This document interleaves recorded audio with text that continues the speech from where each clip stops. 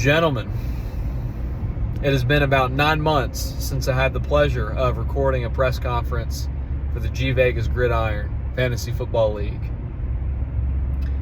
I'm thrilled, even more so, to be back at 1-0. Second year in a row. Historically, it has not happened. And in the 15 years of G Vegas Gridiron, I have now won 4 opening weekends. But it has evaded me very much so for the most part. Last year we were able to beat a Corbin team that was lacking in starters. She did again this year and got away with it. Thanks a lot, Noel. 14-0 last year, by the way. 0-1 to start the season this year against the same guy that ended his playoff run. Not good. If you guys can't get motivated for that rematch, I don't know what's going to motivate them this season. And they looked miles off the pace, as did the rest of the Southwest Division, if we're being completely honest, which has seemed to take a big step backwards this year. But we'll see what happens over the course of the season. This year I got to play Iceman, someone that I have tremendous respect for in all seriousness. I really like him. I'm glad he's in the league. He's pleasant to be around. He's good to talk to. We have good conversations, and someone I genuinely like. But as much as I like him, and as much as he works with kids as a counselor, helping them, strategize school and, what they want to do for careers and things like that, as much as his job is centered around strategery, he lacked at some on draft night. He did. And I hate saying that because I really like Iceman. As much as John, a known Trump hater, hates to say that Trump did not win the debate last night. That level of discomfort this brings me to say, but he lacked strategery on draft night.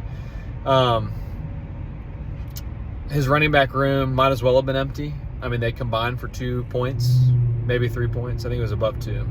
I think Damian Pierce got 2 point something. Quorum ended with 0. Big goose egg, which has never been done in the G Vegas Gridiron. In the history of this league, we've never seen a running back room perform so poorly.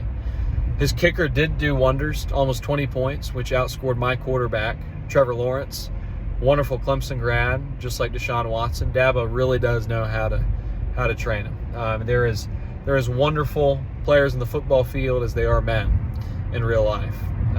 And as Chris said, arguably worse in the football field than they are men at looking at Deshaun. So that should tell you everything you need to know. It is very strange times. Chuck pointed out in the power rankings, the Panthers suck. Kamala's surging. Bob Jones is falling apart at the seams. There's not a whole lot I have to root for. We even live in a time and space where Kamala is touting the endorsement of Sean Fain in her debate last night. And yet my fantasy team is 1-0. And I can genuinely say from the bottom of my heart and the depths of my soul, that makes everything right. My fantasy team being 1-0 makes me forget about how everything else in life is falling apart. I'm very grateful for that. Very grateful for that. I'm very thrilled for my team. We put in a lot of work this offseason. We didn't want to experience a Super Bowl slump after losing the championship game last year to Chuck. We wanted to come back and we want to see our name on the trophy once again. And we took a strong step forward this past weekend, and we'll look to do so again against Ricky, who we are not taking lightly by any means. He had a great week 1, rock solid win against a tough opponent. And so we are weary of the threat that not just Ricky but our whole conference poses after going 4-0 in week 1 play. So kudos to the South Conference. We've been the laughingstock for a couple years now, but it looks like we're well and truly back. And yes, I am going to go ahead and name and claim that on week 1. I'm not overreacting.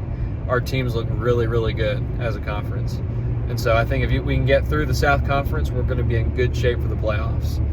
So anyways, that's about my fantasy team outlook. I wish you all best of luck. I wish you all a strong week 2, and I hope you all spend your free agent dollars wisely, those of you that have any money left. And I will talk to you all next week.